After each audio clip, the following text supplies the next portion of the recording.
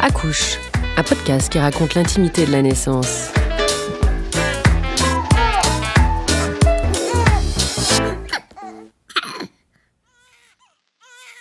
Bonjour, bienvenue dans ce nouvel épisode d'Accouche. Comme les autres de notre série, il ouvre en grand les portes de la salle de naissance. Dans cet épisode, nous allons traiter d'un sujet d'actualité, l'effet que peut avoir l'environnement sur la grossesse. Quand on évoque l'environnement dans ce cas précis, c'est une référence aux pesticides, fongicides, aux produits de périnatalité qui peuvent être nocifs pour les femmes enceintes. En effet, la barrière du placenta ne suffit pas à préserver les bébés à naître de la pollution chimique. La vie intra-utérine et les premières années de vie du nourrisson et du petit enfant sont des périodes de développement déterminantes et des expositions à des produits nocifs ou à des perturbateurs endocriniens peuvent nuire à la santé. Mais pas d'inquiétude, avec nos intervenants aujourd'hui, nous allons vous donner toutes les clés pour se protéger au mieux des produits toxiques. Avec moi aujourd'hui Rémi Béranger, sage-femme au CHU de Rennes et lauréate de la bourse de recherche en maïeutique de la Fondation Mustela en 2015, et Laurent Chevalier qui est médecin nutritionniste et praticien attaché au CHRU de Montpellier, mais aussi depuis 20 ans à la maternité de Clémenville et cofondateur de Global Life Consulting qui forme les sages-femmes et les professionnels de santé avec le programme Okoya. Nous allons nous intéresser aux risques environnementaux et comment ils peuvent impacter la grossesse, voir s'il existe des moyens pour éviter l'exposition à ces substances. On se questionnera également sur le fait de savoir si les femmes enceintes sont au courant de ces risques, si une sensibilisation est nécessaire, ainsi que sur le rôle du personnel des maternités. On a du boulot, n'est-ce pas? Bonjour Rémi, bienvenue. Bonjour. Bonjour Laurent, bienvenue. Bonjour.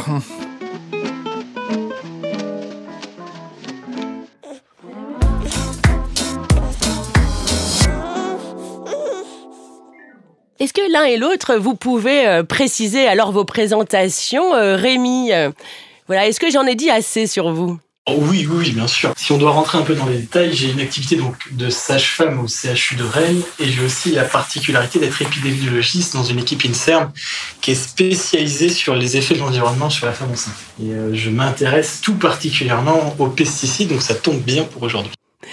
Et vous, Laurent? Bien, vous m'avez bien présenté. Donc effectivement, on développe ce programme, le programme Okoya, à la fois pour sensibiliser les sages-femmes mais aussi les personnels de santé à la santé environnementale. Et puis, d'un côté, une sensibilisation, et de l'autre côté, on forme aussi pour que ça puisse être des ambassadeurs, et puis à la suite des experts par rapport à cette santé environnementale. Et puis, en 2015-2016, j'avais fait un livre qui s'appelle « Le guide antitoxique de la grossesse », et on va faire une nouvelle édition prochainement. Et on abordait tous ces sujets de la santé environnementale. Alors, bien sûr, l'aspect alimentation, mais aussi quel type de produits choisir au niveau des cosmétiques, des produits d'entretien, donc de la literie, des vêtements, etc. Justement, Rémi, quand on parle des risques environnementaux pour la grossesse, de quoi parle-t-on réellement? Quels sont les éléments qui peuvent présenter un risque?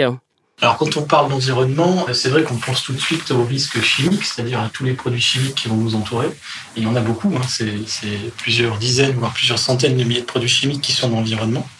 Mais il y a aussi tout ce qui va être risque biologique, on en parle pas mal en ce moment, tout ce qui va être risque physique, risque socio-économique, risque psycho-affectif. En fait, l'environnement, finalement, selon les définitions qu'on va prendre, c'est presque, j'allais dire, tout ce qui n'est pas génétique. Donc c'est très large. Alors c'est pour ça que, si vous voulez, quand on a une approche nutritionnelle pour la femme enceinte, on voit trois aspects. Donc l'aspect nutritionnel, je dirais, pur et dur, les apports en protéines, glucides, lipides, en micronutriments. Mais il y a l'aspect microbiologique et toxicologique. Alors microbiologique, il est relativement bien maîtrisé. Tous les professionnels de santé connaissent effectivement les risques liés à la listériose, toxoplasmose, mais beaucoup moins le risque chimique. Donc on insiste là-dessus. Et puis, comme vient de le dire Rémi, eh bien, il y a toute la dimension sociale. C'est-à-dire qu'on ne donne pas forcément les mêmes conseils en fonction du degré de vulnérabilité des gens, en fonction aussi de leur corpulence. Est-ce qu'elle fume, est-ce qu'elle fume pas?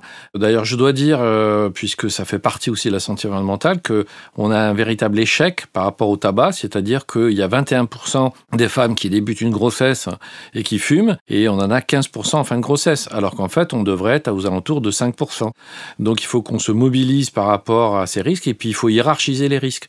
C'est-à-dire que le problème de l'alcool, l'alcoolisation fœtale, le problème du tabac, c'est des problèmes extrêmement importants. Et puis, on a bien entendu tout l'environnement qui peut poser des problèmes. Par ailleurs, ce qu'on voit aussi beaucoup, c'est des personnes qui font des régimes, et ces régimes souvent ne sont pas nécessairement adaptés. Et puis, il ne faut pas oublier non plus la dimension médicaments. C'est-à-dire que là aussi, ce sont des contaminants et des polluants aussi d'une certaine manière. Et il y a une réflexion à mener quand on voit les effets négatifs que l'on a de différents médicaments.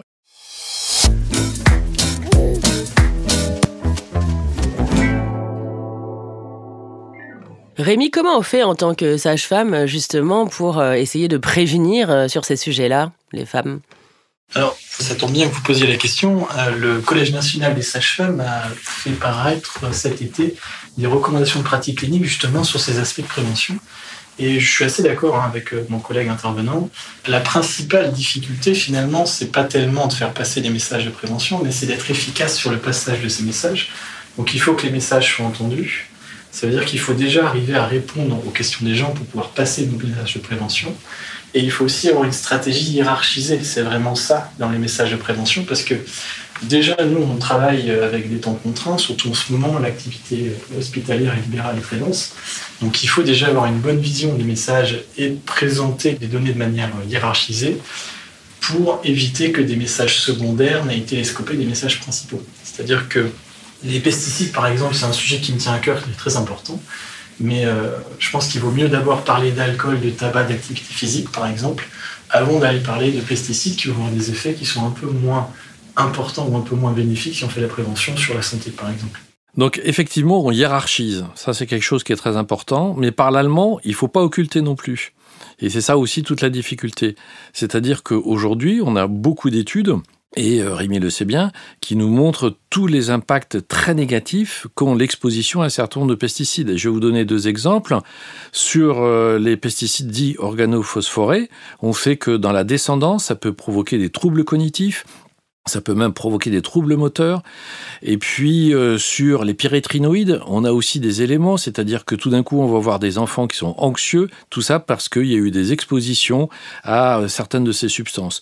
Pour les profanes, c'est quoi ces substances ? On les retrouve où ? Eh bien, on va les retrouver dans la nature. Et puis, on a aussi, vous savez, des pesticides qui ont été interdits, mais qui sont dits rémanents et qu'on va retrouver encore pendant très longtemps. Ce que je veux dire par là, c'est que un des objectifs principaux que l'on a, une fois qu'on a parlé effectivement du tabac, de l'alcool, etc., de l'activité physique, c'est de convaincre les femmes qu'une alimentation bio, c'est nécessaire. C'est pas une histoire marketing, c'est on limite l'exposition à un certain nombre de substances qui peuvent avoir un impact négatif sur le fœtus, le futur enfant et le futur adulte. Donc ça, c'est un objectif que l'on a, en sachant que le tout bio n'existe pas, bien entendu, que le bio aussi a ses limites, mais plus on limite l'exposition à ces substances, mieux ça vaut. Donc je dirais que si à un moment dans la vie où il faut consommer du bio et le plus possible en bio, eh bien, c'est pendant la grossesse. Et l'expérience que j'ai, c'est que même des gens qui ont des faibles revenus, quand on a un peu de temps, quand on les voit en consultation, on leur pose la question de tout ce qu'ils mettent dans leur caddie. Et on leur demande si mettre des biscuits, c'est utile, mettre des sodas, c'est utile, etc. Et en fonction de ça, en retirant ces produits-là, finalement, sur une masse d'argent à peu près constante, ils vont pouvoir consommer un peu en bio. Alors, pas forcément tout en bio, mais on peut trouver des yaourts en bio, on peut trouver les œufs en bio. Donc déjà, c'est une démarche, c'est-à-dire qu'on va rentrer dans une espèce de dynamique.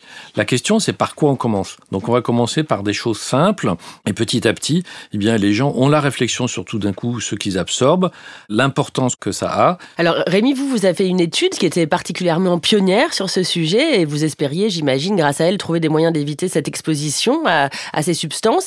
Est-ce que vous avez pu trouver des solutions pour que les femmes soient moins exposées à ces éléments ? Avant de répondre du coup à cette question, juste, je me permets de rebondir un petit peu. Il y a effectivement des expositions, quoi qu'on fasse, dans tous les aliments, qu'ils soient bio ou non. Il faut aussi toujours avoir en tête cette notion de balance bénéfice-risque. C'est-à-dire que je prends pour exemple les résultats qu'on a sur les études pour l'impact du poisson. C'est-à-dire que quand on étudie par exemple l'impact d'un polluant sur la santé et le développement neurologique des enfants, on est obligé de corriger l'impact de l'alimentation sur le poisson, sinon on ne voit plus rien. Parce que les femmes qui mangent plus de poissons pendant la grossesse vont avoir des enfants qui ont des meilleures performances aux tests neurocognitifs, ça c'est connu de manière internationale. Ce qui est intéressant, c'est que le poisson est très contaminé en PCB, en dioxines, en pesticides, etc. Et c'est rigolo parce que l'effet bénéfique du poisson compense largement l'effet toxique des polluants qui sont à l'intérieur. Ce qui nous amène à penser que plus on mange de poisson, même si c'est contaminé, plus on va avoir un effet bénéfique sur la santé. Donc manger du bio, c'est bien parce que ça permet de réduire l'exposition à la consommation égale, mais il faut d'abord essayer de favoriser la consommation de poissons et de fruits et légumes frais, par exemple, parce que même si c'est contaminé, même si c'est conventionnel, ça va avoir des bénéfices malgré la contamination. Il y a des études qui ont été faites aussi sur l'alimentation, c'est pareil. C'est-à-dire que si on double la consommation de produits frais, fruits et légumes en agriculture conventionnelle, ça permet de diviser par 10 ou 20% le risque de cancer sur les populations américaines. Alors, je reviens du coup sur votre question en termes de stratégie pour réduire l'exposition. Pour le cas des pesticides, il y a l'exposition alimentaire, il y a l'exposition environnementale, par exemple le fait d'être à côté de lieux d'application comme des voies ferrées, des champs, des parcs de golf, des choses comme ça. Il y a l'exposition domestique, c'est les usages, c'est tout ce qui va être réémission de produits dans la sphère intérieure. Et il va y avoir donc tout ce qui va être derrière des contaminations professionnelles. Donc tout ce qui est en fait usage domestique, c'est le plus simple, c'est-à-dire qu'il suffit de réduire l'utilisation de produits phytosanitaires, soit en réduisant les applications de produits par exemple pour traiter les puces, les tiques sur les animaux, soit en réduisant l'utilisation de produits qui vont contenir ce genre de produits qui sont parfois appelés biocides. Par exemple, les peintures pour peindre les murs vont contenir des conservateurs qui sont des fongicides. Quand on va s'intéresser aux autres sources d'exposition, c'est un peu plus compliqué parce qu'on ne maîtrise pas l'utilisation et l'émission. Donc ce qu'on va pouvoir faire, par contre, c'est essayer de détoxifier l'environnement. C'est-à-dire qu'une fois que les composés sont rentrés à l'intérieur, on va essayer de les faire sortir. Donc le moyen le plus efficace, c'est tout simplement d'aérer. En général, le fait d'aérer 10 minutes matin et soir suffit déjà à avoir une diminution significative de la contamination. En pesticides et en autre chose, ça va jouer sur d'autres polluants. Et tout ce qui est le fait de retirer les poussières, le fait de passer le balai ou l'aspirateur, plutôt l'aspirateur d'ailleurs, va permettre du coup de retirer les poussières qui contiennent du carbone. Et ce carbone a tendance à attirer en fait les polluants. Donc vous allez avoir dedans des retardateurs de flammes, des pesticides et autre chose. Laurent, je crois que vous aviez quelque chose à ajouter. Pour parler du poisson, effectivement, il y a beaucoup d'études, notamment une étude de Rochester là, qui avait montré qu'il y avait plus de bénéfices à en consommer que pas en consommer. Et notamment parce qu'on a besoin d'iode. On s'est aperçu que la femme enceinte, eh bien, il y avait de plus en plus des déficits en iode. Alors les grandes carences n'existent plus, mais on a des petites carences. Et cette iode, elle est tout à fait essentielle pour les hormones thyroïdiennes. Après, il faut bien comprendre qu'au bout d'un certain temps, le fœtus va créer ses propres hormones thyroïdiennes, mais il va être complètement dépendant de l'apport en iode. Et cet apport en iode est essentiel. Comment on fait pour l'apport en iode ? Donc on peut prendre du sel iodé, qui n'est pas du sel marin. Le sel marin, l'iode s'est évaporé. Donc c'est du sel où on a rajouté de l'iode. Mais la femme enceinte ne doit pas prendre trop de sel. On ne va pas par derrière développer une hypertension, etc. Donc prendre des produits de la mer, c'est très justifié.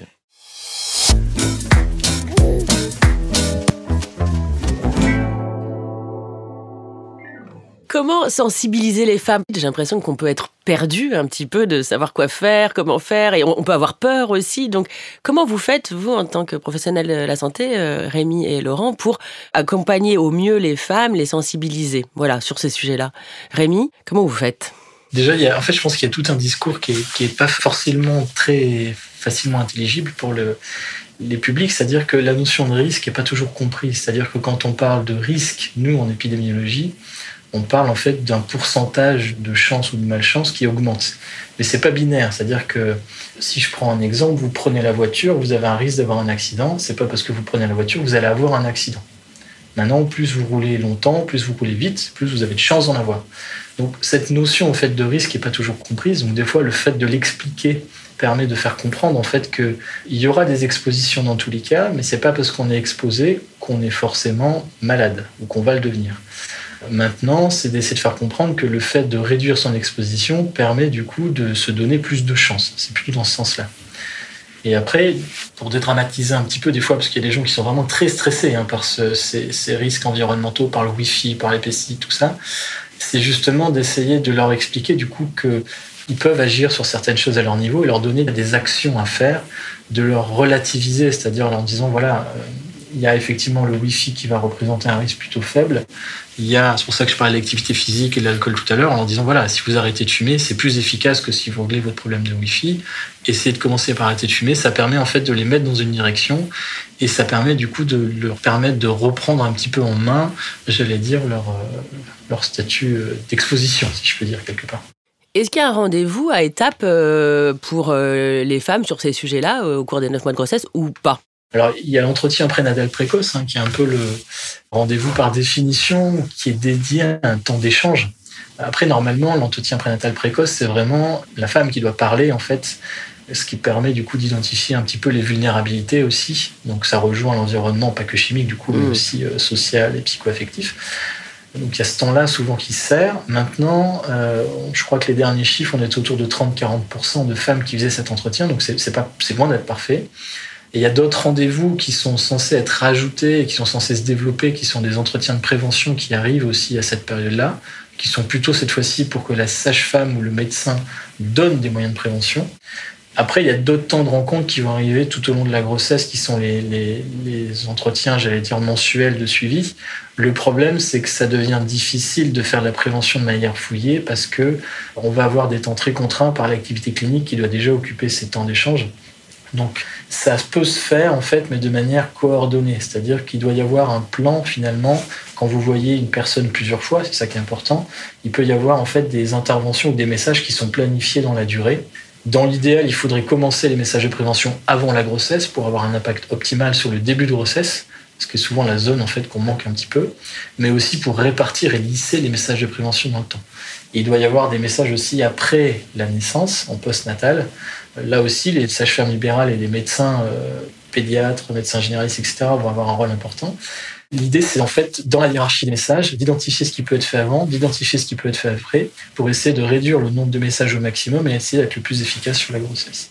Mais les temps d'échange actuellement, en termes d'utilisation, c'est plutôt l'entretien prénatal précoce. Et Laurent, vous, avec la formation Okoya, c'est ce que vous faites ? Voilà, donc en fait, on essaie de former les professionnels de santé et notamment les sages-femmes pour avoir un discours cohérent, une vue systémique aussi des choses par rapport à la santé environnementale. Ce qu'il faut voir, c'est que les collègues obstétriciens adhèrent tout à fait, mais ne sont pas du tout formés pour parler de ces sujets, donc c'est un problème. Et effectivement, après ça, ils ont un temps limité pendant la consultation. C'est pour ça que nous, par exemple, à la maternité de Clémenville, ça fait pas loin de 10 ans maintenant qu'on a développé des ateliers.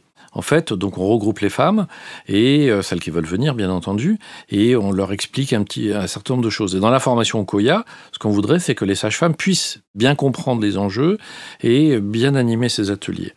Après, il y a 2 aspects aussi. Le premier aspect, je rebondis sur ce qu'a dit et je suis tout à fait d'accord avec Rémi, cette notion de risque. En fait, il y a souvent une confusion entre le risque et le danger.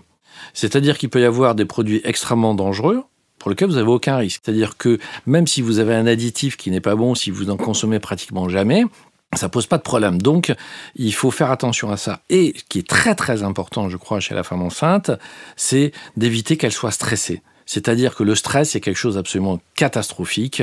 On les voit arriver, peut-être on va en parler un petit peu sur cette notion de poids aussi, de surpoids qu'il peut y avoir. On les voit arriver parfois en pleurs. Je pense qu'une femme enceinte qui est stressée, eh bien, c'est très très mauvais. On connaît toutes les conséquences négatives que ça peut avoir ensuite sur l'enfant. Donc, je crois qu'on est là pour les rassurer. Ce qui est très important, c'est de ne pas avoir un discours anxiogène, mais par contre d'orienter de façon suffisamment subtile et d'arriver à de plus en plus développer ça. Et je crois qu'il y a une prise de conscience de la part des pouvoirs publics puisque les ARS, les agences régionales de santé, vont de plus en plus dans ce sens. Et on s'est aperçu qu'effectivement, la prévention était tout à fait essentielle. Alors, on a entendu le message de Laurent qu'il ne faut absolument pas que la femme enceinte soit soumise à de l'anxiété. Vous, quel serait votre conseil principal à une femme enceinte ? Si vous voulez, on parle d'impact de l'environnement sur la santé, on pense toujours à des effets négatifs. Mais on va aussi avoir des expositions qui sont favorables à la santé. Le fait d'être exposé aux espaces verts, à l'eau, l'activité physique, ça va avoir des effets bénéfiques. Donc ça va améliorer finalement l'état de santé. Et ce qu'on s'aperçoit, c'est que autant on peut avoir des expositions à l'environnement qui sont délétères et qui peuvent être effectivement transgénérationnelles, ce que disait Laurent tout à l'heure, autant ces effets ne sont pas définitifs, puisque du coup, le mécanisme en fait biologique sous-jacent, c'est quelque chose d'évolutif et de plastique. Donc on peut avoir quand même des effets correctifs. C'est pas parce qu'on va être exposé que tout est perdu. C'est-à-dire que le fait d'avoir des comportements où vous allez corriger une exposition, le fait d'avoir des comportements vertueux, finalement, permet bien souvent de compenser des effets délétères. Sinon, j'allais dire, quelque part, l'espèce humaine ne serait pas arrivée où elle en est, parce que les expositions chimiques, c'est depuis la nuit des temps. Et vous, Laurent ? L'enjeu principal, c'est nos stress. Donc effectivement, les déstresser, mais pas pour autant faire n'importe quoi. Et le deuxième aspect, c'est le bio. Le bio parce que c'est la porte d'entrée sur une réflexion, c'est limiter l'exposition à un certain nombre de substances, en sachant que le bio a ses limites. Mais c'est ça l'objectif que l'on a, nos stress et le bio. Merci beaucoup Rémi, à distance, on l'a entendu. Et merci beaucoup Laurent pour cette super conversation qui, je n'en doute pas, sera très utile à nos auditrices et à nos auditeurs, bien sûr. Au revoir. À bientôt. Merci, au revoir.